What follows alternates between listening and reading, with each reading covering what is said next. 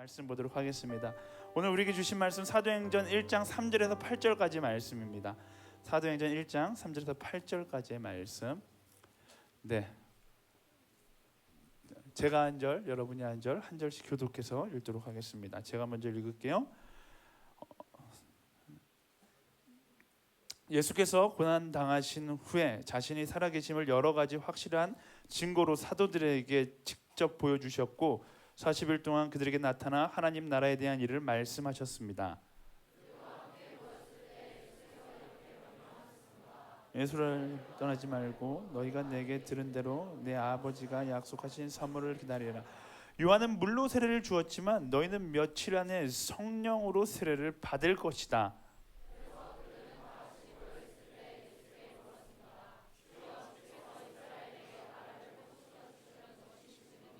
네, 7절, 8절은 우리 다 같이 나에게 하시는 말씀이라고 생각하고서 함께 읽어보겠습니다. 시작. 예수께서 그들에게 말씀하셨습니다. 그날과 그때는 아버지께서 자신의 권세로 정하셨으니 너희가 알 것이 아니다. 그러나 성령께서 너희에게 오시면 너희가 권능을 받고 예루살렘과 온 유대와 사마리아와 땅끝까지 이르러 내 증인이 될 것이다. 아멘. 네, 오늘 말씀을 전하실 목사님을 소개하려고 하는데 저희 대학부장님은 좀 특별하게 소개하면 좋을 것 같아요. 이 목사님을 가장 잘 소개할 만한 사람이 제 눈앞에 딱 들어와요. 다하나 잠깐 나와볼래? 네, 빨리 나와. 네. 제가 아는 오늘의 교회에서 이 목사님을 가장 잘 소개할 수 있는 사람인 것 같아요. 네. 카메라 보고 있어. 네, 여기 카메라, 여기 왼 카메라 보고. 네. 네, 한번 소개해 보도록 하겠습니다. 이 목사님 잠깐 생각할 시간을 줄까요? 어떻게 소개해야 될까? 네, 바로 할 수 있습니까? 네. 카메라 보고. 네.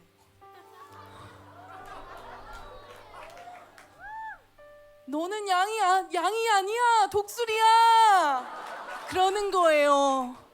여러분, 그 반응이 조금 전 세계로 나아가는데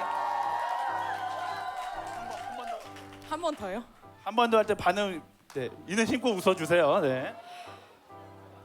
쉽지 않다. 네. 독수리인 거예요. 네, 우리 사랑하는 김승수 목사님 나올 때 큰 박수로 환영하겠습니다.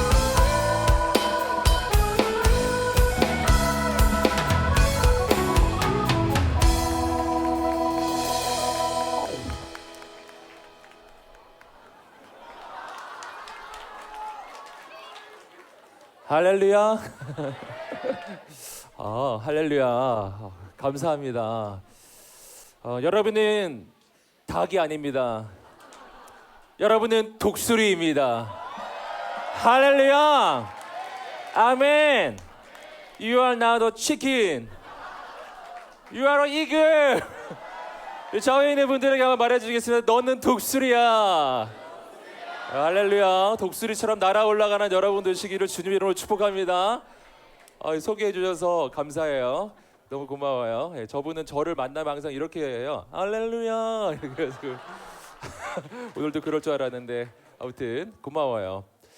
제가 어제 밤부터 유튜브로 여러분을 다 지켜보고 있었습니다. 모르셨죠?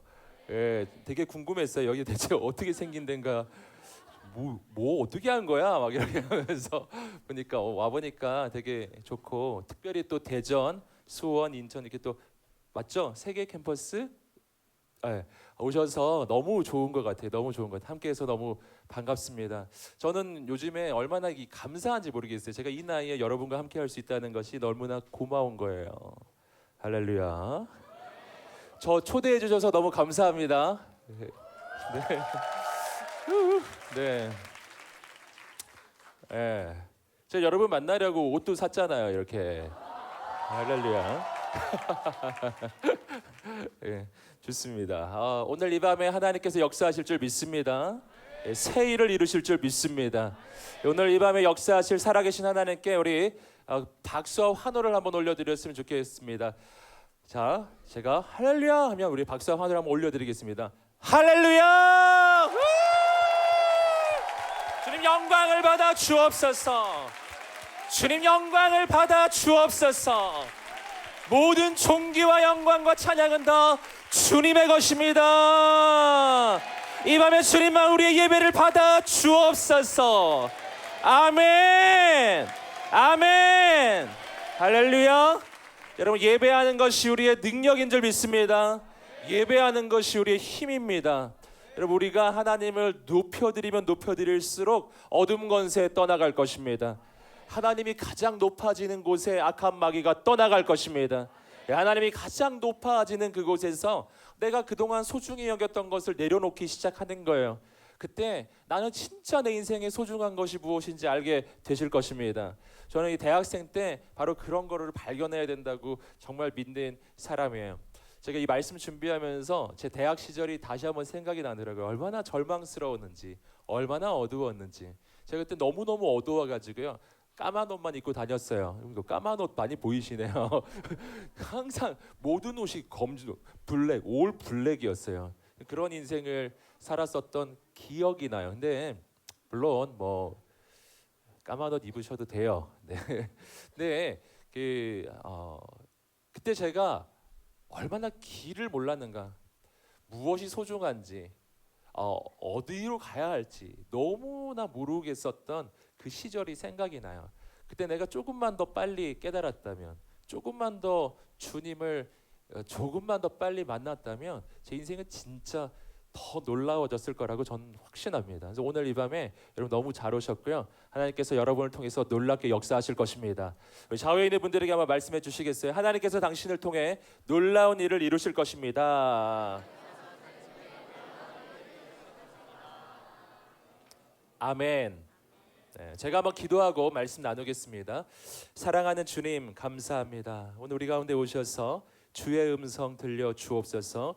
말씀이 선포될 때 어둠 권세 떠나가고, 말씀이 선포될 때 주의 영으로 임하소서. 감사하며 예수님의 이름으로 기도드립니다. 아멘. 여러분, 예수님을 믿을 때 우리 인생에는 변화가 일어납니다.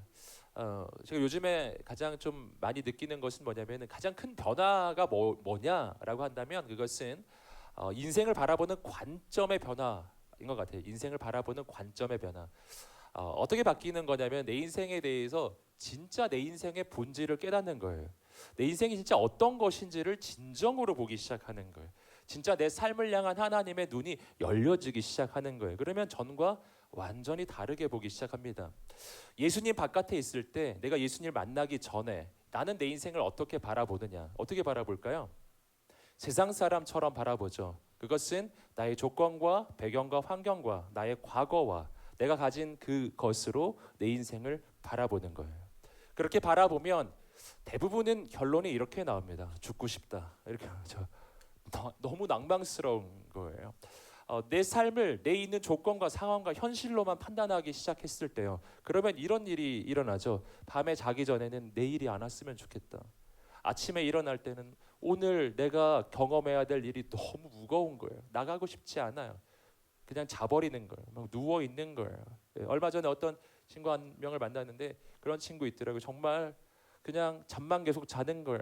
그러다가 겨우 힘내서 나가고 이런 친구 있더라고요. 여러분, 저는 이렇게 웃고 있는 여러분들 많이 웃고 있지만, 집에 가서 홀로 있을 때, 정말 홀로 잠을 자고 있을 때 어떤 심정일까? 분명 제가 말씀드린 이런 심정이 있는 사람 분명 있을 거예요. 그런데 저는 이걸 말씀드리고 싶습니다. 만약 내 마음이 그런 마음이라면 정말 하루를 사는 것이 너무 힘들고요, 아침에 딱 일어났는데 막 숨이 쉬어지는 거예요. 이게 너무 힘든 거예요. 오늘도 숨이 쉬어지네. 살아야겠다. 이렇게 그냥 어쩔 수 없이 하루하루 살아가는 그 삶을 우리가 지금 살고 있다면, 그것은 내 인생을 잘못 보고 있는 것이라는 거예요.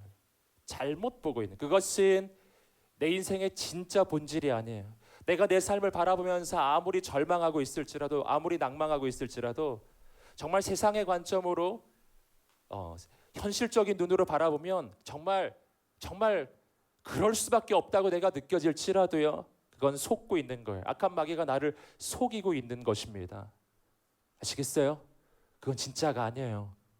내가 지금 느끼고 있다고 해서 진짜는 아니에요. 내가 보고 있다고 해서 진짜도 아니에요. 지금 내 눈은 가려졌고 마땅히 보아야 할 것을 보지 못하고 있는 것입니다. 그러면 진짜 하나님께서 임하시기 시작하고 내 눈이 열려지면 내 삶을 어떻게 보기 시작할까요? 전혀 다르게 보기 시작하는 거예요. 완전히 다르게 보기 시작하는 거예요. 하나님이 임하시면 내 삶의 진짜 실체를 보기 시작해요.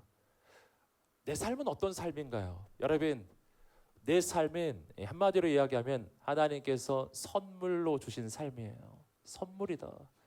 여러분, 나에게 하루라는 시간이 주어졌다면 이건 무엇을 의미할까요? 그것은요, 하루라고 하는 생명이 내게 주어진 거예요. 내 생명이 하루만큼 연장된 것입니다. 성경을 보시면 그 누구도 자기 스스로의 힘으로 자신의 생명을 하루라도 연장할 수 있는 사람은 없다라고 이야기해요. 그러니까 내가 하루를 살 수 있다면 이 하루는 내 힘으로 사는 것이 아니라 하나님께서 내게 생명을 주셨고 그 하루를 주신 거예요. 여러분, 하나님이 선물로 주신 하루, 선물로 주신 인생인 거예요. 그런데 그 하나님 어떤 분이신가? 그 하나님은 당신을 너무 사랑하시는 분이십니다. 너무 사랑하시는 분이십니다. 여러분, 이거 믿으세요? 여러분, 어떻게 믿을 수 있겠습니까? 우리는 하나님이 나를 사랑하신다는 것을 어디서 발견할 수 있냐면은 십자가에서 발견해요. 하나님이 나를 얼마나 사랑하시냐면은 십자가에서 자신의 아들을 주실 만큼이에요.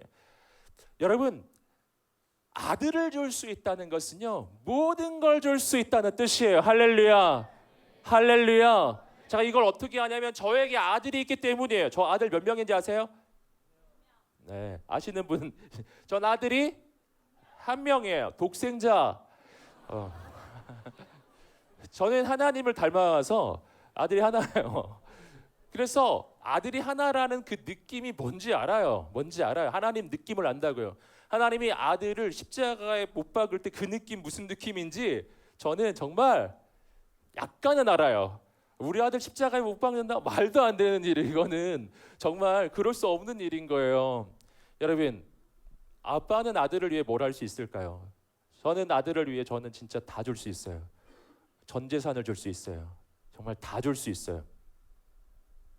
여러분, 아빠에게 아들이 하나가 있다. 그럼 그 아들은 그 아빠에게 전부인 거예요. 그렇다면 하나님 우리 아버지가 당신을 위해서 아들을 주셨다.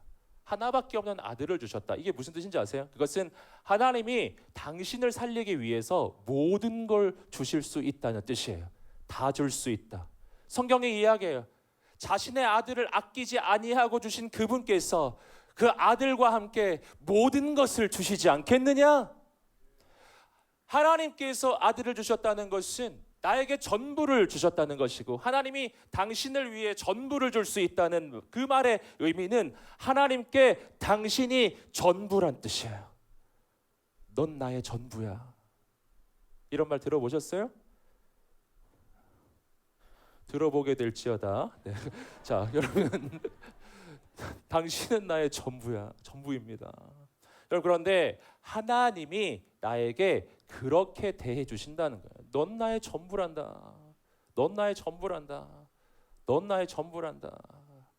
넌 나의 전부란다. 아멘. 이것이 하나님이 나를 얼마나 사랑하시느냐 사랑의 증거예요. 자, 하나님이 나를 너무 사랑하셔요. 나를 살리려고 아들을 주실 만큼 나를 사랑하셔요. 그 하나님이 당신의 인생이 잘 되기를 원할까요? 확신 없습니까? 안 되기를 원할까요? 잘 되기를 원할까요? 잘 되기를 원하죠. 여러분, 투자한 게 얼마인데요? 투자가 크면 이게 손해볼 수 없는 거예요. 당신을 위해서 전부를 주셨는데 당신이 똑바로 안 살고 제대로 안 보고 하나님 주신 그 축복을 누리지 않고 있으면 얼마나 안타깝겠어요. 여러분, 하나님은 당신 너무 사랑해요. 잘 되기를 원하세요. 그런 하나님 아버지가 당신에게 오늘 하루라고 하는 시간을 주신 거예요. 하루라는 생명을 연장시켜 주셨어요. 그렇다면 이건 축복일까요? 저주일까요? 축복이죠. 축복이죠. 그리고 그 하나님은 적어도 이론적으로는 성경에서 뭐라고 얘기해요? 전능하신 하나님이에요. 전지전능하신 하나님, 모든 것이 가능하신 분이세요. 그분은 모든 걸 알아요. 과거와 현재, 미래 모든 것이 그분의 눈앞에는 한눈에 펼쳐지시는 영원하신 하나님, 시간의 통치자예요. 근데 그분이 내게 하루라는 날을 주셨어요.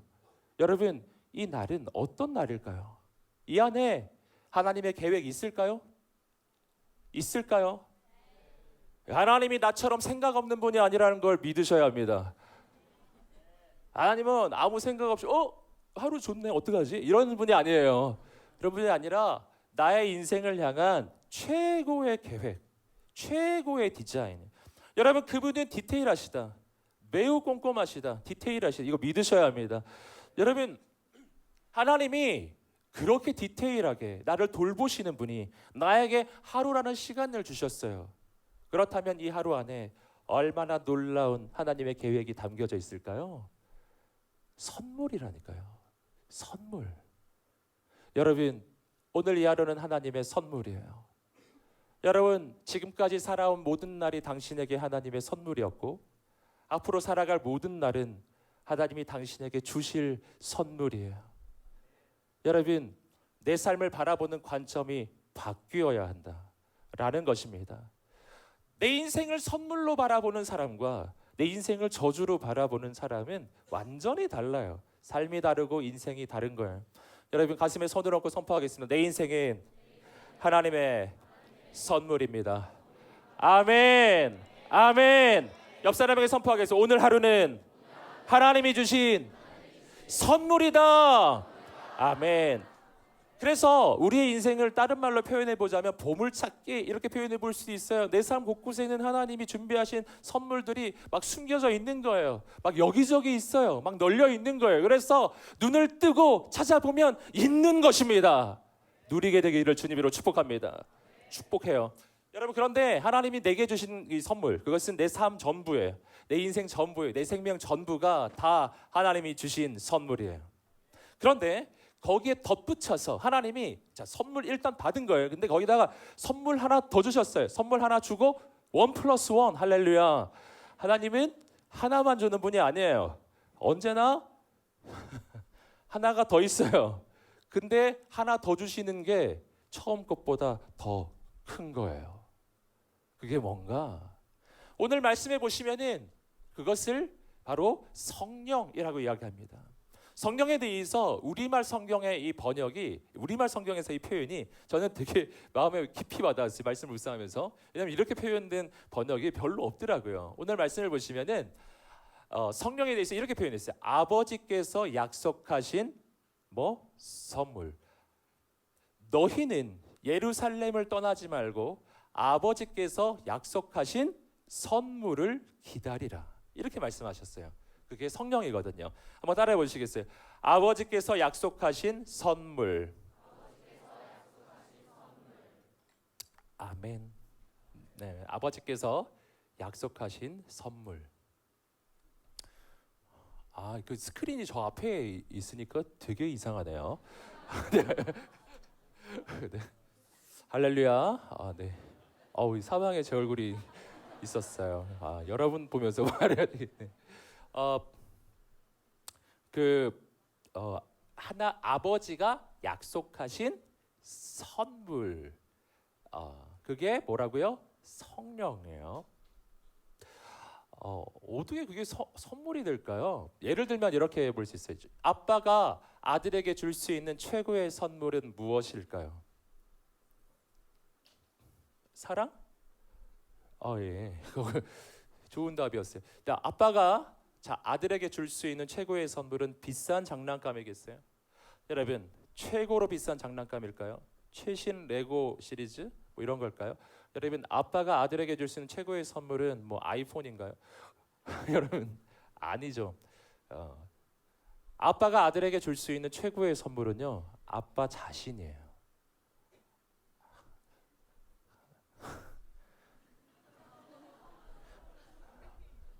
너에게 나를 보낸다. 이런 거죠. 이제 내가 누군가에게 줄 수 있는 최고의 선물은 나 자신이에요. 나를 주는 거죠. 네. 아빠가 아들에게 선물을 소포로 보내는 거랑 이 차이를 깨달아 보세요. 아빠가 아들에게 선물을 소포로 보내는 거랑 아빠가 직접 가는 거랑 완전 다르다는 걸 아셔야 돼요. 아빠가 만약 소포로 선물을 보냈다. 그럼 아들이 받을 수 있는 선물은 소포 1개예요. 그러나 아빠가 아들이 있는 곳에 갔어요. 그럼 무슨 일이 일어날까요? 아빠는 카드를 가지고 있잖아요. 할렐루야.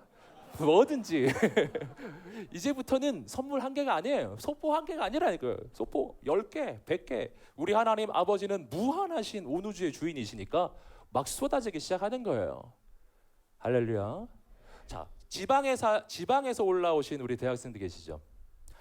그 어머니가 반찬 보내준 거 받아보셨어요? 많이 받아봤죠. 저도 대학생 때 어머니 보내주신 반찬 먹고 살았죠. 근데 어머니가 반찬을 보내주셨어요. 그거랑 엄마가 직접 오시는 거랑의 차이, 그 차이라고요. 반찬을 보내주신 반찬만 먹는 거예요. 그러나 엄마가 직접 왔어요. 그러면 그때부터는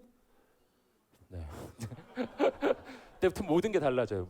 반찬 1개가 아니에요. 반찬이 10개, 100개 막 쏟아지는 거죠. 여러분, 할렐루야. 하나님이 나에게 주실 수 있는 최고의 선물이 뭔지 아시겠어요? 하나님 자신이에요. 이걸 우리가 자꾸 선물로 깨닫지 못하는 게 문제인 거예요. 하나님이 내게 뭘 주시기만 자꾸 원하는데 아니에요. 하나님이 내 인생에 오시면 모든 것이 끝나버려요. 여러분, 그것이 뭐냐? 그것이 바로 성령을 보내주신다는 말의 의미예요. 성령은 누구신가? 삼위일체로 하나님이신 성령 하나님이십니다. 삼위일체 뭔지 아시죠? 여러분, 그것은 성부 하나님, 성자 하나님, 성령 하나님이 그 능력과 영광과 존귀와 위엄에 있어서 전혀 차이가 없으신 세 분이 동일하신 하나님이란 뜻이에요. 성부 하나님이 나에게 성령 하나님을 보내주신다는 말의 의미는 하나님 자신이 우리 인생에 오신다는 뜻입니다. 완전히 다른 거예요. 여러분, 그 선물을 오늘 하나님께서 우리 인생에 주시겠다고 약속하시는 것입니다. 말씀이 선포될 때 오늘 성령 하나님이 임하시는 밤이 되기를 간절히 소망합니다.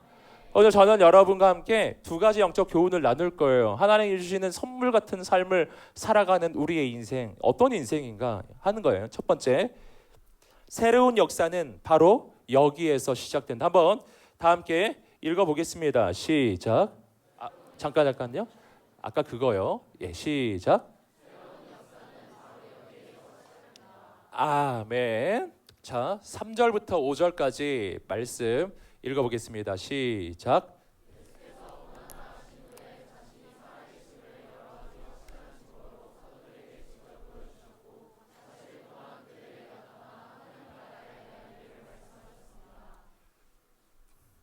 그들과 함께 모였을 때 예루살렘을 떠나지 말고 너희가 내게 들은 대로 내 아버지가 약속하신 선물을 기다리라. 요한은 물로 세례를 주었지만 너희는 며칠 안에 성령으로 세례를 받을 것이다. 아멘. 예수님께서 부활하신 이후에 40일 동안 제자들과 함께 머무셨습니다. 그 40일 동안 머무시면서 아주 집중적인 인텐시브한 그런 제자 훈련을 예수님이 제자들에게 해주신 거예요. 그리고 나서 마지막 순간, 이제 승천하시기 직전에 마지막 당부의 메시지를 전해주십니다. 이것이 방금 읽으셨던 부분이에요. 바로 이 4절과 5절에 나오는데 주님께서 중요한 말씀을 이제 그 2가지 해주셨는데, 첫 번째는 뭐냐면 예루살렘을 떠나지 말라. 이게 첫 번째 아주 중요한 메시지입니다. 함께 외쳐볼게요. 예루살렘을 떠나지 말라. 그 주님께서 이 말씀을 해주셨던 이유는요, 예루살렘을 제자들이 떠나고 싶었기 때문이에요. 왜냐하면 예루살렘은 2가지 면에서 매우 그 위험하고도 또 떠나고 싶은 곳인데요. 첫 번째는 뭐냐면 이 예루살렘은 그 당시에 너무나 두려운 곳입니다. 왜냐하면 바로 이때로부터 약 40일 전에 예수님이 십자가에 못 박힌 곳이 예루살렘이잖아요. 그때 예수님을 십자가에 못 박았던 대제사장들과 그리고 바리새인들, 유대인들, 종교 지도자들, 유대인들이 지금도 이 예루살렘은 가득한 거예요. 그때 너무 무서워서 베드로는 예수님을 3번이나 저주하며 부인했었고, 예수님의 12제자는 예수님이 잡히기도 전에 다 도망쳤어요. 너무 무서운 곳이라니까요. 여기서 예수님의 제자로 지금 존재한다. 이거는 굉장히 위험한, 목숨을 걸어야 할 일이었을 수 있습니다. 빨리 떠나고 싶은 거예요. 또 한 가지 예루살렘을 이들이 떠나고 싶었던 이유는 이곳은 수치의 기억이 있는 곳이기 때문에 부끄러운 기억, 수치의 기억. 예수님의 제자로서 너무 부끄러운 거예요. 조금 전에 말씀드렸듯이 베드로는 예수님을 3번 부인했고 다른 제자들은 예수님을 버려두고 도망쳐 버렸던 곳입니다. 제자로서는 실패의 기억이 있었던 곳, 수치스러운 곳, 너무 무서운 곳이에요. 빨리 떠나고 싶은데 주님이 말씀하십니다. 예루살렘을 떠나지 말라. 자, 여기서 우리는 하나님의 역사 방법 한 가지를 깨닫는 거예요. 그건 뭔가? 하나님의 역사는 어디서 나타나는가? 내가 가장 떠나고 싶은 그곳이에요. 하나님의 역사는 어디서 나타나는가? 내가 가장 위험하다고 생각하는 그곳이에요. 내가 가장 부끄럽게 여겼던 바로 그 자리입니다. 어떻게 해서든지 좀 벗어나고 싶은 내 삶의 현실이 있어요. 저도 대학생의 시절을 보내보았고 또 지금까지 인생을 살아봤기 때문에 인생 산다는 게 뭔지 조금이나마 느낍니다. 처음에도 말씀드렸지만 예수 바깥에 있을 때 혹은 예수 안에 있어도 예수님 안 믿으면 내 인생에는 언제나 그런 일이 일어나거든요. 어떻게든지 떠나고 싶은 거예요. 난 여기 있으면 안 될 것만 같은 거예요. 여러분 가운데 그런 분 계신가요? 내 삶의 자리가 부끄러운 거예요. 수치스러워요. 부끄러워요. 내 인생을 빨리 벗어나고 싶은 거예요. 여러분 그럴 때가 있어요. 내 삶을 다른 이에게 보여주고 싶지 않은 그런 때가 있어요. 자, 내가 느끼기에는요, 하나님의 역사는 여기서 일어날 것 같진 않은 거예요. 그렇기 때문에 언제나 다른 곳을 추구해요.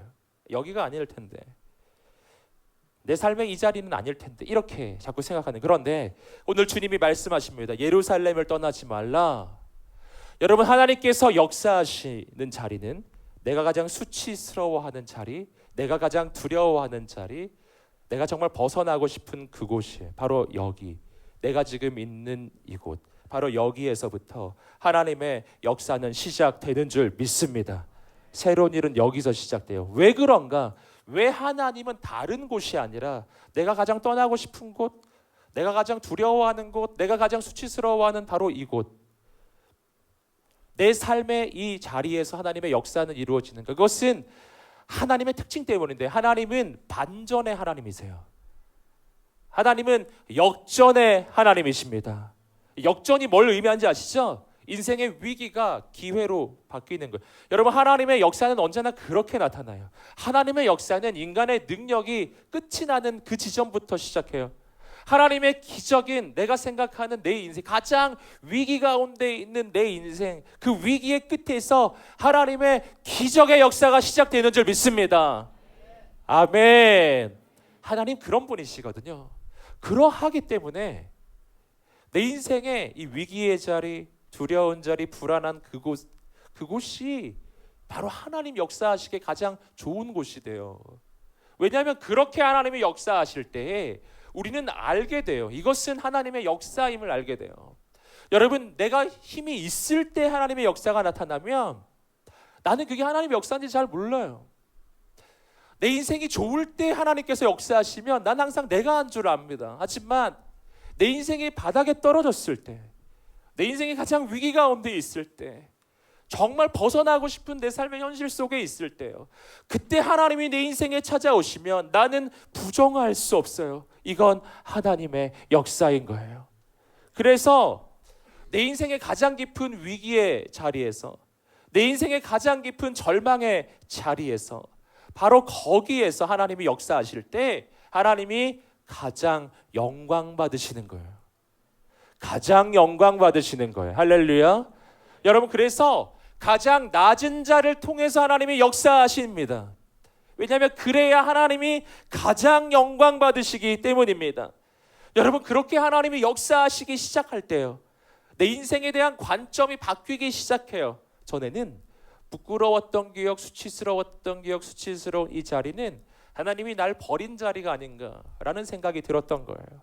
하지만 바로 그곳에서 하나님의 기적을 경험하기 시작할 때 내 삶을 향한 내 관점이 바뀌는데 어떻게 바뀌냐면은 하나님은 한 번도 날 떠나지 않았구나.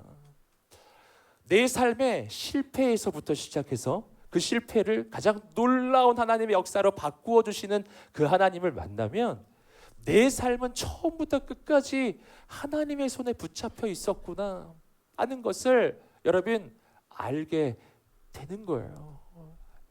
하나님은 내가 내 삶을 다르게 보기 원하시는 것입니다. 그래서 성경을 보시면 하나님의 기적은 언제나 그 절망의 자리에서 일어나요. 이 베드로의 그 인생을 바라보시면은 베드로가 물고기를 잡으러 나갔는데 밤이 새도록 물고기를 단 한 마리도 잡지를 못하잖아요. 절망의 자리, 실패의 자리였어요. 그 아침에 절망 가득한 베드로의 인생에 예수님이 찾아오셨습니다. 그리고 베드로에게 말씀을 증거해 주시고 그리고 베드로에게 말씀하십니다. 깊은 데로 가서 그물을 내려 고기를 잡으라. 그리고 고기가 이 배에 잠기게 잡힌 거예요. 하나님의 놀라운 기적이 일어났어요. 그곳에서 그는 사람 낚는 어부로 부름을 받기 시작해요. 여기서 우리가 좀 주목할 것은 뭐냐면 그 밤에 베드로의 가장 실패의 자리 갈릴리 바다, 물고기를 단 한 마리도 잡지 못했던 그곳, 바로 그곳에 예수님이 오셨고 주님은 그 바다로 다시 베드로를 보내신다는 거예요. 그리고 그 실패를 하나님의 가장 놀라운 역사로 바꿔 주시는 것입니다. 여러분 삶의 어떤 자리에 계세요? 나를 돌아보니까 너무 절망스러운가요? 실망 가득한가요? 하나님의 기적은 어디에 있을까요? 여러분 하나님의 기적은 바로 그곳에서 시작할 것입니다. 하나님의 역사는 바로 그곳에서부터 시작해요. 하나님의 역사는 바로 여기에 있는 거예요. 한번 외쳐보겠습니다. 하나님의 역사는 바로 지금 여기서부터 시작된다. 아멘. 이거 믿으셔요? 옆 사람에게 말해주세요. 하나님의 기적은 지금부터 시작이다. 한 번 더 선포해 주세요. 하나님의 기적은 네가 있는 거기서부터 시작하는 거야.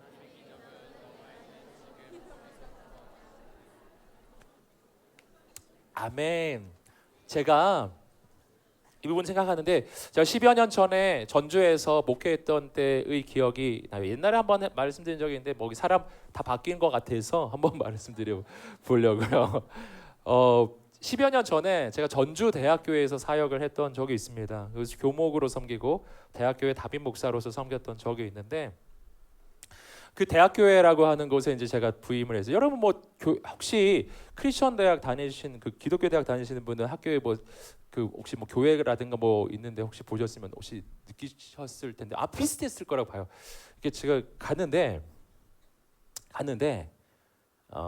새벽 기도를 한번 가봤어요. 새벽 기도를 한번 가봤는데 2명 나왔더라고요. 아니다. 3명이요. 3명. 3명 중에 1명은 대학교 교인이었고 2명은 그냥 와본 학생이었어요. 그렇구나. 되게 없다 이런 생각하고 있었는데 제가 그 교회에 이제 막 부임을 하게 된 담임 목사로. 근데 그 교회 장로님께서 저한테 이렇게 말씀하셨어요. 목사님은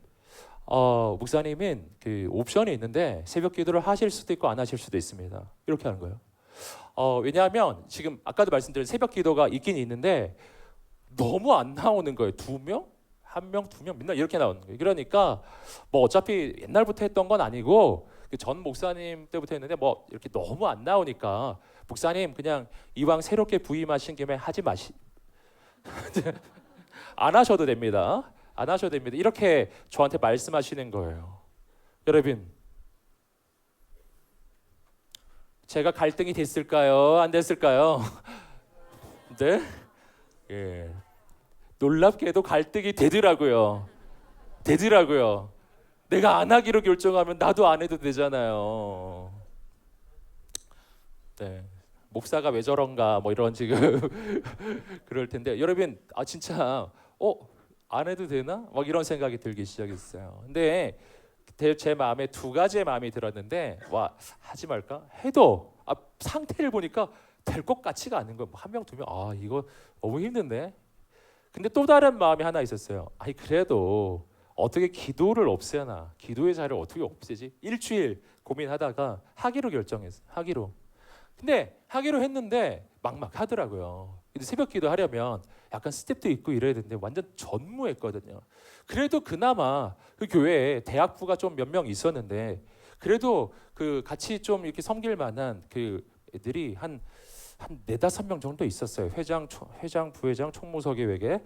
그래서 대학부가 별로 많지는 않았어요. 대학부가 한 20여 명 됐는데 대부분 안개 공동체가 많았어요. 20명 중에 안개 공동체가 많다는 사실을 저는 그때 깨달았던 거죠. 그래서 임원단 몇 명이 있어서 그 임원단한테 제가 새벽 기도를 선포하고 자, 우린 다 같이 새벽 기도다 딱 하고 그 중에 한 명 자막, 한 명 조명, 피아노 치는 애 건반, 그 다음에 기타 칠 줄 아는 애 찬양인도 이렇게 바로 새벽기도 스텝으로 임명을 했어요. 이제부터 우린 모두 다 새벽기도 올출석이다. 저 때문에 그 친구들은 갑자기 막 올출석하기 시작했는데요. 그렇게 마음을 먹고서 새벽기도를 하자. 그래서 교회 새벽기도 하겠습니다. 이렇게 하고 그리고 스텝도 좀 세우고요. 어찌 됐건 뭐 조명이라고 해봐 이제 불을 껐다 켰다. 그거 하는 거죠. 예. 켰다가 기도하기 시작하면 껐다가 그거예요. 그거 할 사람 필요하니까. 근데 저는 그때를 항상 기억하는데 이제 새벽기도를 하기로 하고 새벽기도 시작하는 월요일 첫날 아침이었는데 새벽기 이렇게 딱 가면서 교회 문을 딱 열는데 제가 그 생각을 했어요. 딱 열면 누가 있을까? 우리 대학생 스텝 4명, 나, 우리 아내. 우리 아들 그때 4살인가 막 그랬는데 그렇게 있겠구나. 참고로 제 아내가 지금 여기 와 있어요. 저 뒤에 계신데요. 네. 아무튼 갑자기 잊어버렸네요. 아무튼 제가 항상 감사하면서 살고 있는 훌륭하신 분이십니다. 그런데 이제 말씀드리고 싶은 건 뭐냐면 그렇게 있을 줄 알았어요. 근데 문을 열고 딱 들어가면서 너무 놀랐어요. 20명이 와 있더라고요. 오, 놀랐죠. 저도 놀랐어요. 우와, 20명이네. 깜짝 놀랐어요. 그래서 그날부터 진짜 또 열심히 말씀 전하고 진짜 새벽마다 부르짖으면서 기도를 했는데 놀라운 일이 일어나기 시작했어요. 그 다음 주가 되었어요. 30명이 왔어요. 그 다음 주가 됐어요. 40명 왔어요. 그 다음 주가 됐어요. 50명 왔어요. 그리고 그 다음 주는 고난 주간이었어요. 그래서 고난 주간이 되기 전에 우리 고난주간 특별 새벽 기도회 이런 거 하면 좋겠다 이런 마음이 막 들었어요. 우리 교회는 이런 게 되게 당연한 거지만 거기는 그게 당연한 게 아니었거든요. 그런 걸 별로 안 하고 그래서 고난주간 특별 새벽 기도회 이런 거 하면 좋겠다 이런 생각이 들었어요. 근데 뭐 우리 교회가 디자인실 이런 거 있으니까 디자이너 없잖아요. 그러니까 뭐 누구 디자인 해주는 사람 누가 있어요. 그래서 제가 서울 온누리 교회 디자인실을 정말 연락해가지고 그 올해 디자인 말고 작년 디자인 좀 달라고 그랬죠. 올해 디자인은 못 주겠다 그러더라고요. 할렐루야. 제가 뭐라 그런 거 아니에요. 아무튼 네, 하여튼 작년 디자인이라도 좀 달라고요. 작년 디자인 받았어요. 그 작년 디자인 받아가지고 현수 막 걸고 출석 카드 만들어가지고 뿌리고 막 그랬거든요. 놀라운 일이 일어났어요. 고난주간 특별 새벽 기도가 시작됐어요. 200명이 왔어요. 할렐루야. 분명히 한 달 전에 한 2명 와 있었거든요. 아니 3명. 고난주간 200명이 오기 시작했어요. 그때 대학교회 공동체, 교회 공동체 소속 인원이 몇 명 정도였었냐면 한 50명, 60명 이 정도 선이었어요. 이 정도 선. 우리 공동체는 그 정도였는데 새벽 기도는 200명이. 할렐루야. 그 대학 교회에 대학생이 잘 안 와요. 근데 그때 그랬어요. 그런데 어떻게 200명이 된 거냐면 기숙사에 있는 학생들이 거기로 오기 시작하는 거예요. 200명이 왔고 그 주간의 끝에 총장님이 오셨어요. 그 새벽 기도를 통해서 한 장로님이 정말 이런 간증하셨어요. 정말 내가 평생에 예수 그리스도의 십자가의 그 고난의 그 의미, 주님의 그 사랑을 정말 처음으로 알게 됐다라고 하는 그런 고백을 하셨어요. 교회에 기도의 불길이 일어나기 시작한 거예요. 기도가 타오르기 시작하는 거예요. 그 이후에도 뭐 여러 가지 말씀 좀 드리고 싶지만 뭐 새벽 기도에 최소한 50명, 60명, 70명, 100명 뭐 이렇게 왔었어요. 놀랍죠? 하나님께서 사람을 보내주시니까 막 일어나더라고요. 저는 그 말씀을 드리고 싶은 거예요. 가장 깊은 실패와 절망과 패배의 자리가 보이십니까? 그렇다면 하나님께서 그곳에서 얼마나 놀랍게 역사하실 수 있는지를 기대하십시오. 이미 성공한 자리는요, 더 이상 할 게 없어요. 그것처럼 어려운 거 없어요. 그런데 절망과 실패, 인생이 바닥을 치고 있어요. 그렇다면 이제는 하나님의 기적이 일어날 일만 남은 거잖아요. 여러분, 오늘 우리가 주님을 붙잡게 되기를 간절히 소망합니다. 그래서 주님이 말씀하시는 거예요. 예루살렘을 떠나지 말아라. 역사상 가장 처절한 실패와 패배의 자리처럼 보였던 예루살렘. 하지만 바로 그곳이 하나님이 역사하실 가장 놀라운 부흥의 자리가 될 것이다. 여기 떠나지 말아라. 여러분, 하나님은 이것을 말씀해 주시는 거예요. 용기를 내시기를 주님으로 축복합니다. 저는 지금 뭐 이렇게 막 자랑하려고 얘기를 하는 거는 결코 아닙니다. 하나님이 이루시는 것이에요. 하나님이 역사하시는 것이. 다만 하나님은 어떤 한 사람이 필요해요. 포기하지 않을 한 사람이에요. 내 삶의 이 바닥에서도, 이 예루살렘 가장 위험하고 가장 도망치고 싶은 이곳에서도 하나님이 기적을 이루실 수 있다는 것을 믿을 수 있는 사람이 있다면 하나님께서 역사하실 것입니다. 역사하실 것입니다. 옆 사람에게 한번 선포해 주겠습니다. 하나님께서 당신을 통해 역사하실 것입니다. 아멘. 아멘. 그리고 그러한 역사를 경험하기 시작할 때 우리는 알게 되는 거예요. 지금 하나님이 역사하시는 지금만 하나님이 함께 하시는 게 아니에요. 그 전에 어렵고 힘들었을 때도 하나님이 거기 계셨던 거예요. 그 하나님이 나를 이끄시는 거예요. 그래서 반전을 보여주시고 역전을 보여주시는 거라고요. 저의 인생에 가장 힘들었던 나날을 꼽으라면 아까 처음에도 말씀드렸지만 대학 시절 꼽을 수 있습니다. 정말 어두웠던 나날. 저는 제 인생이 진짜 한없이 바닥에 떨어졌던 때가 그때거든요. 정말 처절하게 바닥에 떨어졌던, 자존감이 너무나 이 바닥을 치고 있었던 날이었어요. 하나님과 세상 사이에서 늘 방황하고 갈등하던 시절이에요. 하나님을 확신하지 못하고, 그렇다고 세상으로 확 가지도 못하고 늘 왔다 갔다 하던 인생. 그러다가 진짜 주님을 만나는 순간이 있었습니다. 예, 진짜 주님을 만나는 순간. 대학교 4학년 여름방학에 한 수련회, 이런 수련회였어요. 이 수련회가 그래서 정말 귀한 기회예요. 하나님 꼭 만나시기를 주님으로 축복합니다. 제 인생이 바뀌는 터닝 포인트가 그때거든요. 그 수련회 가운데 진짜 주님을 만나고, 그리고 진짜 주님을 진정으로 영접하는 그러한 순간이 있었습니다. 그리고 제 인생이 바뀌기 시작했어요. 그때부터 진짜 기도가 시작됐어요. 저는 기도를 제대로 안 했었던 사람이에요. 근데 진정으로 하나님께 기도하기 시작했어요. 그때 제가 온누리교회를 막 다니기 시작했던 무렵입니다. 그래서 서빙고 온누리교회에 그래서 매일매일 기도했어요. 매일매일. 그때 서빙고 온누리교회가 24시간 오픈이었거든요. 요새는 오픈이 아니지만. 그래서 밤에 가서 매일 그곳에서 기도하고, 제가 기도했던 곳이 어디냐면은 그 강대상 강단 위에 성가대단 아시죠? 그 성가대단 한 둘째 칸 정도 거기서 매일매일 기도했어요.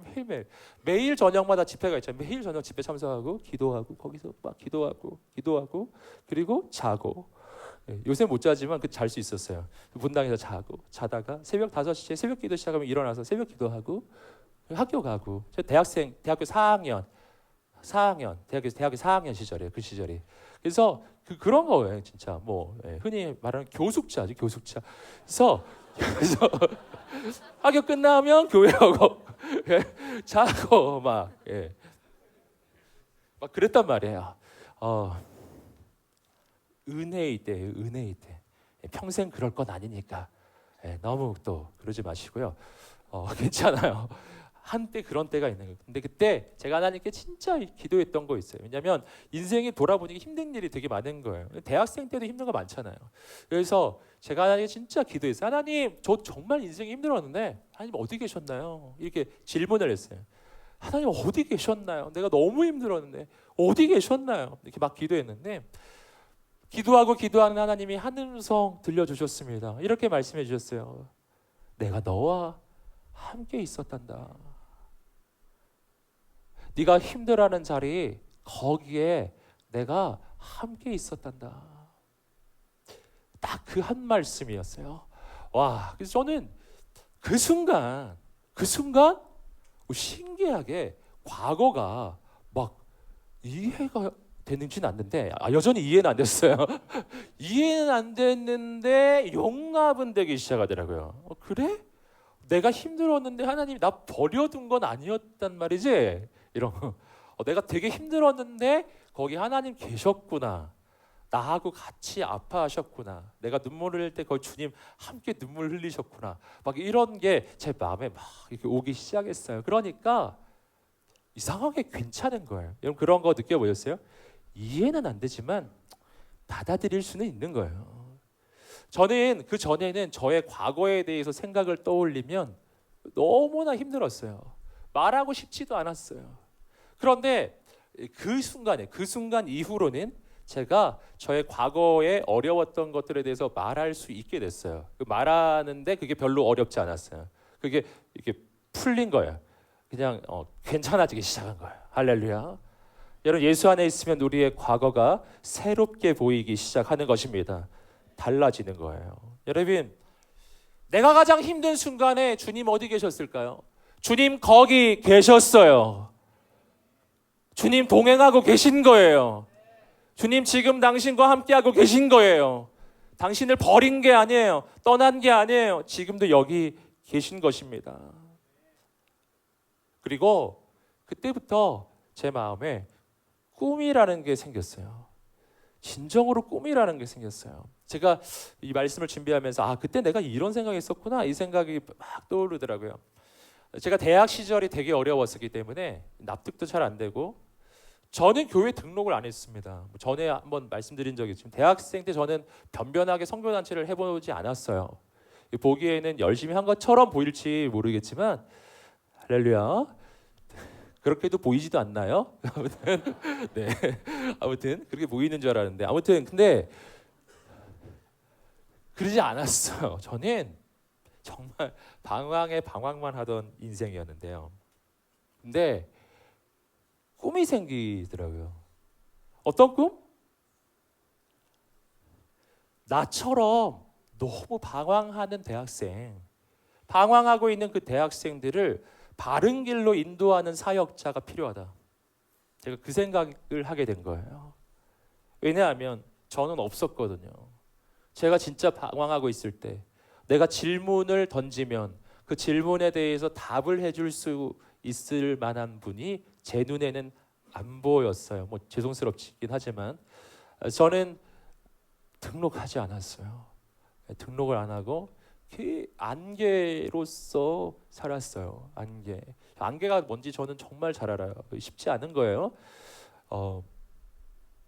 그런데 내 인생에 가장 어려웠던 대학 시절 그 시절이 제 인생의 꿈으로 바뀌기 시작하는 거예요. 그런 대학생 인도하는 진짜 좋은 사역자가 필요한데 내가 그런 사람 될 수 있을 것 같다. 이런 생각이 드는 거예요. 질문을 던질 때 그거 막 이렇게 무시하지 않고 맹목적으로 이야기하지 않고 정말 잘 설명하고 설득해 줄 수 있는 사역자. 나 그런 사람 될 수 있을 것 같은 거예요. 그리고 그래 그러면 내가 해봐야지. 그래서 신학대학원에 진학하게 된 것이었어요. 여러분 내 인생의 가장 절망의 자리는요 하나님이 붙잡으시면 하나님의 꿈과 소망의 자리로 바뀌는 줄 믿습니다. 바뀌는 줄 믿습니다. 하나님의 역사는 어디서 시작할까요? 바로 여기서 시작하는 거예요. 바로 지금 그곳에서 시작해요. 지금 절망과 좌절 가운데 있는 사람 있나요? 하나님의 비전은 바로 거기서 시작하는 거예요. 바로 지금 그곳에서 시작해요. 당신의 인생의 경험은 하나도 쓸모없는 것이 없을 겁니다. 모든 것이 하나님 손에 들어가면 가장 좋은 것으로 바뀔 것입니다. 두 번째, 제가 여러분과 함께 나누고 싶은 이야기는 성령님이 오시면 선물 같은 삶이 시작된다. 한번 읽어보겠습니다. 시작. 성령님이 오시면 아멘. 성령이 임하시기 시작하세요. 그러면 인생이 바뀌기 시작해요. 함께 다시 한번 4절 5절 읽어보겠습니다. 시작. 이렇게 명령하셨습니다. 예루살렘을 떠나지 말고 너희가 내게 들은 대로 내 아버지가 약속하신 선물을 기다리라. 요한은 물로 세례를 주었지만 너희는 며칠 안에 성령으로 세례를 받을 것이다. 아멘. 아멘. 여러분, 주님은 제자들에게 예루살렘에 머물면서 그냥 손 놓고 있으라고 한 건 아니에요. 그 대신 뭘 기다리라? 아버지가 약속하신 선물을 기다리라. 바로 성령을 기다리라 라고 한 것입니다. 앞에서 설명드렸듯이 성령은 선물이에요. 하나님의 선물. 여러분, 선물이라는 게 무슨 뜻이죠? 선물은 내게 없었던 것이 생기는 거예요. 선물은 보통 예상이 안 되는 거예요. 예측이 안 되는 거예요. 내가 생각하지 못했던 것이 생겨나는 거예요. 이 선물을 받고 나면 전에 없었던 것이 생겨요. 여러분, 이것이 하나님을 믿는 인생, 하나님과 동행하는 인생에 일어나는 일, 성령이 임하실 때 일어나는 일이에요. 성령님이 선물이고요. 성령님이 내 인생 가운데 부어주시는 은사가 있어요. 그 은사도 선물이에요. 은사가 영어로 기프트라고 하죠. 선물이에요. 선물을 부어주세요. 이전에 없었던 게 생기기 시작해요. 할 수 없었던 일을 할 수 있게 돼요. 한 번도 꿈꾸지 않았던 것을 꿈꿀 수 있게 돼요. 인생이 바뀌기 시작해요. 그렇게 성령이 임하실 때 바뀌는 인생이 어떤 인생인지 사도행전 1장 8절이 말해줍니다. 8절 읽어보겠습니다. 8절 시작. 그러나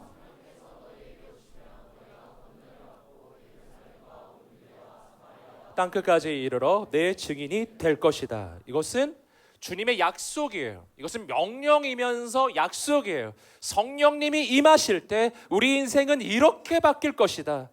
선물 같은 하나님의 성령님. 그 성령님이 임하시면 우리 인생은 선물 같은 인생으로 바뀌기 시작하고요.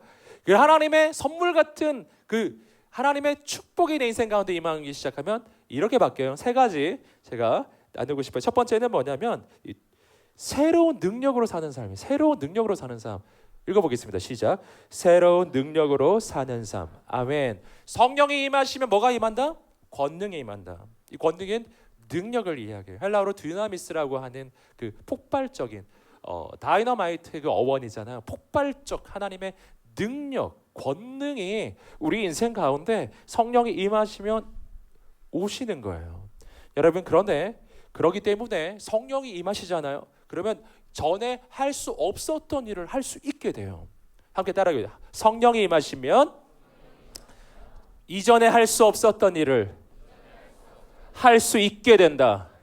할 수 있게 된다. 할 수 있게 된다. 옆 사람에게 선포하겠습니다. 할 수 있게 된다. 아멘. 아멘. 오늘 이 밤이 그런 밤이 되기를 간절히 소망합니다. 성경을 보시면 예수 안에서 새 능력이 생겨나는 사람들이 정말 많은 거예요. 베드로는 어떤 사람이었는가? 조금 전에 말씀드렸듯이 어부로서 실패자이죠. 그리고 제자로서도 실패자. 예수님 3번 부인했던 인생에. 여러분, 그는 학식이 높지 않아요. 그냥 어부 출신이에요. 아는 게 별로 없어요. 그가 성령 받기 이전에 했던 말을 보면요, 저 언제나 정말 막 충격적인 이야기, 이런 막 이렇게 깨는 말, 막 이런 말만 했던 사람이에요. 그런데 사도행전 2장에서 성령이 임하시잖아요. 그러자 그가 벌떡 일어나 하나님의 말씀을 증거하기 시작해요. 논리정연하게 그 말씀을 선포하기 시작해요. 이전에 할 수 없었던 일을 할 수 있게 된 거예요. 전에는 예수님을 시인하는 것도 너무 힘들었던 사람인데 이제는 예수님을 죽였던 그 유대인들이 가득한 예루살렘 한복판에서 바로 40일 전에 예수님을 3번 부인했던 베드로가 담대히 일어나 예수가 그리스도인 것을 증거하기 시작했어요. 그리고 그 증거를 듣고 3,000명이 그날 회개하고 주께 돌아온 줄 믿습니다. 이전에 할 수 없었던 일을 할 수 있게 되는 거예요. 아멘. 두 번째, 나의 한계를 넘어서는 삶. 나의 한계를 넘어서는 삶. 성령이 임하시면 이렇게 된대요. 온유대와 읽어보겠습니다. 시작. 나의 한계를 넘어서는 삶이에요. 오직 성령이 너에게 임하시면 너희가 권능을 받고 예루살렘과 온유대와 사마리아와 땅끝까지 이르러 내 증인이 되리라. 이건 한계를 넘어서고 또 넘어서는 거예요. 예루살렘에서 온 유대로, 유대에서 다시 사마리아로예요. 여러분, 유대에서 사마리아로 넘어가는 이 한계, 유대인들은 사마리아인들을 인간 취급하지 않거든요. 그들을 상종하는 것도 싫어요. 거기 가지 않아요, 절대. 그런데 성령이 임하시면 이전에 가지 않았던 곳에 가게 돼요. 이전에 만나지 않았던 사람을 만나게 돼요. 나는 이건 안 된다고 생각했던 그것이 되는 것으로 바뀌기 시작하는 것입니다. 여러분, 그리고 땅끝까지 가요. 땅끝은 뭐냐면 지금은 알 수 없는 미지의 세계입니다. 모르는 곳이에요. 여러분, 모르지만 성령님 말씀하시면 내 한계를 넘어서서 발걸음을 옮기기 시작하는 거예요. 그래서 성령이 역사하시는 것과 한계를 넘어서는 것은 이건 거의 같은 것입니다. 깨달아보세요. 성령이 역사하시면 한계를 넘어선다. 또 반대로도 이야기할 수 있어요. 한계를 넘어서면 성령님이 역사하신다. 아멘. 아멘. 그러니까 어찌됐건 한계는 넘어서야 해요. 예루살렘이 아니라 유대로, 사마리아로, 땅끝까지 계속해서 나아가는 거예요. 믿음으로 도전하며 나아갑니다. 그때 하나님께서 역사하세요. 여러분, 홍해는 언제 갈라졌는가? 이스라엘 민족이 이집트 그곳 노예로 살아가고 있었는데, 할렐루야. 이집트에서 노예로 살고 있었는데, 그런데 이집트에서 노예로 사는 삶에 만족하지 아니하고 그 한계를 넘어섰을 때, 그때 홍해가 갈라지는 기적을 경험하게 되는 것입니다. 벗어나야 돼요. 여러분, 이게 쉬운 것 같지만 쉽지 않아요. 이스라엘 민족이 이집트 막 벗어나고 싶어 했던 것 같죠? 하지만 아니에요. 나중에 보세요. 광야에서 힘드니까 우리 다시 이집트로 돌아갈래 막 이런 말 나온다니까요. 여러분, 노예로 잠깐 살 때는 그게 힘들어요. 하지만 노예로 오래 살면 그게 그냥 숙명이에요. 난 노예로 그냥 계속 살래. 뭐 새로운 거 하다가 더 힘들면 어떡해? 이렇게 된다고요. 여러분, 마귀가 우리의 인생을 그렇게 만들어요. 그냥 머물게 만들어요. 주저앉게 만들어요. 그냥 아무것도 못하게 만든다고요. 새로운 시도를 하다가 무슨 일이 일어나면 어떡해? 이렇게 되는 거예요. 여러분, 오늘 이 저녁에 거룩한 성령님이 임하실 때 내가 지금까지 내 인생의 한계를 그어 놓았던 것들이요, 그것이 무엇이 되었든 어떤 영역이 되었든 그 한계를 넘어서는 믿음의 도전이 여러분의 인생에 있게 되기를 주님의 이름으로 축복합니다. 새로운 일이 시작될 거예요. 새로운 일이 시작될 거예요. 여러분, 이스라엘 민족이 요단강을 가르는 것도 마찬가지입니다. 광야에서 머물고 있었어요. 그 광야에서 머물다 보면요, 광야 생활에 젖어들어요. 만나 먹고 구름 기둥 불 기둥 인도받고 얼마나 좋아요. 그냥 가만히 있어도 먹을 게 계속 나오는 거예요. 여러분, 그런데 어떻게 해야 되냐면은 요단강이 갈라지는 것은 광야를 벗어나기로 결단해야 일어나는 일이에요. 새로운 결단이에요. 가슴에 손을 얹고 선포하겠습니다. 한계를 벗어날지어다. 한계를 벗어날지어다. 아멘. 아멘. 옆 사람에게 선포하세요. 한계를 벗어날지어다. 믿음의 도전을 할지어다. 아멘. 거기서 여러분의 인생에 새로운 기름 부으심이 임하기 시작해요. 난 절대 이런 일은 할 수 없을 거야. 난 이런 건 절대 안 될 거야. 내 인생에 이런 일은 절대 없을 거야. 내 인생에 FA는 없을 거야. 할렐루야. 여러분, 내 인생에 그런 일이 일어날 리가 없지. 여러분, 그 한계를 넘어서기 시작해요. 넘어서기 시작해야 된다. 그 믿음의 도전이 일어나야 돼요. 여러분, 대학생 때, 청년의 때 그렇게 하셔야 합니다. 그러면 인생의 지경이 넓어져요. 세 번째, 선물 같은 하나님의 사람의 인생. 성령님이 주시는 선물 같은 삶, 어떤 삶인가? 예수님의 증인이 되는 삶. 읽어보겠습니다. 시작. 예수님의 증인이 되는 삶이에요. 오직 성령이 너에게 임하시면 너희가 권능을 받고 예루살렘과 온 유대와 사마리아와 땅끝까지 이르러 내 증인이 되리라. 예수 그리스도의 증인이 되는 것이 맨 끝에 나오고 있죠. 성령님이 임하시면 인생이 바뀌는데 가장 끝에 바로 예수 그리스도의 증거자가 되는 것입니다. 아니 이게 무슨 선물이야? 뭐 이런 생각 혹시 드실 수 있어요. 예수님 증거하는 거 되게 힘든데 이게 무슨 선물? 나는 그냥 나 혼자 잘 먹고 잘 살고 싶어요. 뭐 이렇게 생각할지도 모르겠어요. 하지만 우리 인생에 진짜 기쁨이 언제 올까요? 우리 인생에 진짜 행복이 언제 올까요? 여러분, 재미만 있어서 인생에 행복이 오진 않아요. 쾌락만 있다고 해서 인생에 진짜 기쁨이 오지는 않아요. 여러분 그런 거 경험해 보지 않으셨나요? 너무 쾌락이 있었는데 너무 기쁨이 있었지만 그러나 행복하진 않았던 거예요. 내 인생의 진짜 행복은 아니었던 거예요. 여러분 그런 경험 안 해보셨나요? 그런데 반대가 있어요. 너무 힘든데 정말 쉽지 않았는데 지나고 나니까 행복인 거예요. 아울리치의 경험이 그런 경험이죠. 크리스마스 블레싱 갔을 때 그런 경험이죠. 잠자리가 불편하고 오고 가는 길 너무 불편하고 힘든데 너무 어렵잖아요. 힘든데 내가 그곳에 가서 섬길 때 나를 통해서 살아나는 한 영혼, 내가 가서 아무것도 아닌 거 섬겼는데 너무 기뻐하는 사람들의 모습을 바라보면 모든 수고가 다 녹아져 내리고 내 마음에 기쁨과 행복이 생겨나기 시작해요. 여러분 그런 행복이에요. 내가 내 욕구를 채워서 얻는 행복이 아니라 나를 통해서 한 영혼이 살아날 때 그때 얻는 행복이에요.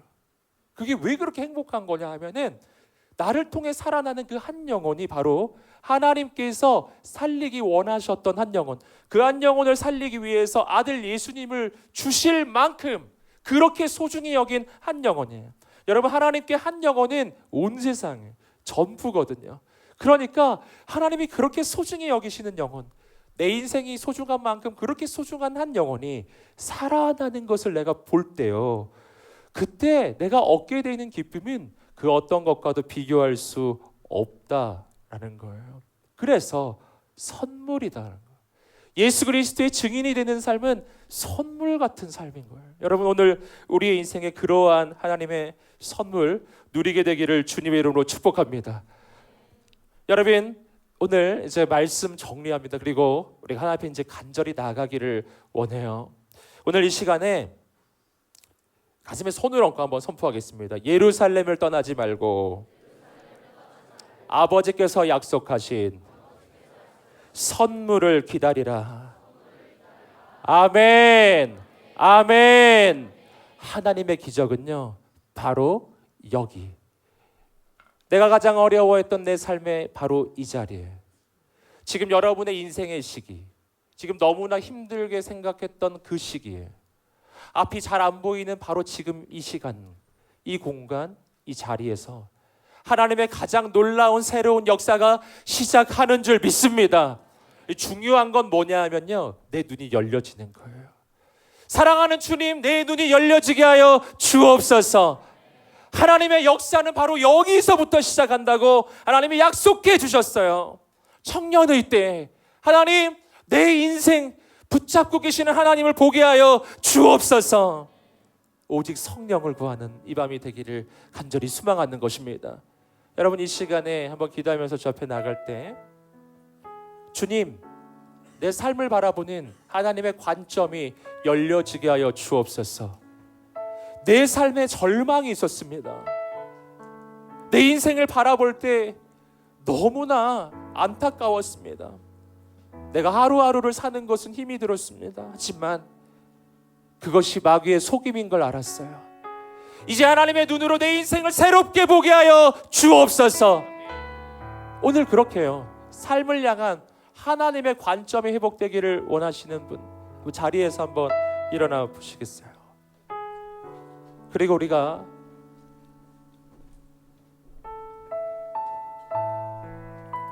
주님이 약속하신 그 약속을 붙잡아야 합니다. 예루살렘을 떠나지 말아라. 도망치지 말아라. 여러분 하나님의 사람은 도망치지 않아요. 하나님이 부르신 그곳에서 하나님을 만나야 합니다. 하나님께서 우리의 삶에 역사하실 줄 믿습니다. 거룩하신 성령님, 오늘 이 자리에 임하여 주옵소서. 임하여 주옵소서. 역사하여 주옵소서. 나의 평생에 주께 쓰임받게 하여 주옵소서. 거룩하신 성령님 오늘 이 가운데 오셔서 거룩한 은사를 부어주시고 주의 권능으로 임하여 주셔서 우리의 인생이 영원히 변화되게 하여 주옵소서. 우리 주 앞에 두 손을 높이 들고 간절히 주여 세 번 외치시며 기도하겠습니다. 주여